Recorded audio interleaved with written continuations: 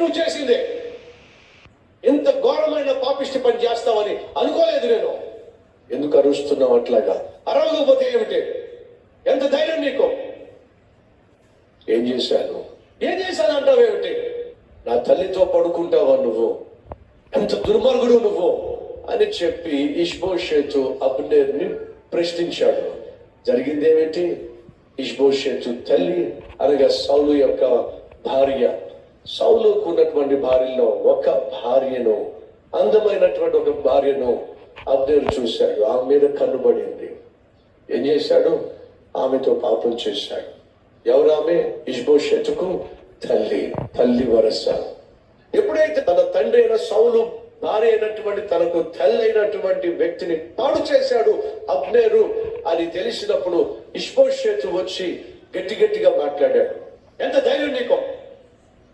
ఆ తల్లిని చెరుస్తావా నువ్వు అని గట్టిగా ఆవేశంగా మాట్లాడితే, ఇప్పుడు అడుగుతున్నా, అబ్నేరు తప్పు ఒప్పుకుంటాడంటారా? ఇష్బోషేతు ఆ శరీరం శోధించింది, ఆ శోధనను ఎదుర్కోలేకపోయాను కాబట్టి నేను నీ తల్లి వరుస అయినటువంటి వ్యక్తితో పాపం చేశాను, పొరపాటు జరిగింది, ఇంకెప్పుడు చేయను అని ఒప్పుకుంటాడంటారా? ఎప్పుడైనా గమనించండి, ఎప్పుడైనా చూడండి, కావాలంటే తప్పు చేసేవాడిని మీరు ప్రశ్నించండి. అలా ప్రశ్నిస్తే వెంటనే వాడు ఎదురు తిరుగుతాడు.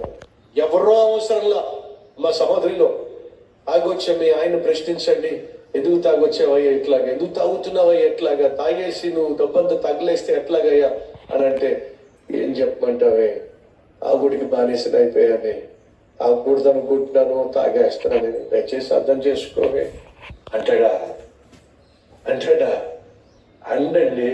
నీకెందుకే? ఆడు ఇంకా టాపులు లేచిపోవాల్సిందే.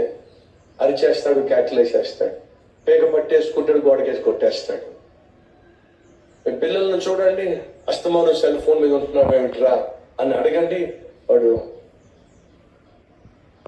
ఏంటో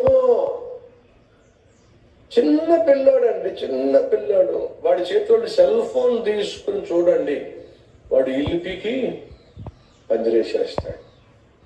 మీ అమ్మాయి అస్తమాను సెల్ ఫోన్ లో చాటింగ్ చేస్తా ఉంటే అది చూసి, ఏంటమ్మా అస్తమాను చాటింగ్ ఏంటమ్మా, అస్తమాను ఫోన్ ఏంటమ్మా, నీకు చదువుకోవా అని అంటే, ఈరోజు అమ్మాయిని ఒప్పుకుంటారా?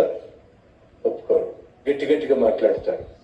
మీ అబ్బాయి ఆలస్యంగా ఇంటికి వస్తున్నప్పుడు, ఏంట్రా ఆలస్యంగా ఇంటికి వస్తున్నావు అని అంటే, వాడు ఒప్పుకుంటాడా?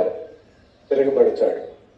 ఎంతో మంది తల్లులు తండ్రులు వచ్చి ఏడుస్తారు నా దగ్గర, అయ్యా అస్తమానం ఫోన్ లేదయ్యా, ఎవరెవరితో మాట్లాడుతుందయ్యా, అర్ధరాత్రి ఫోన్లో మాట్లాడుద్దయ్యా,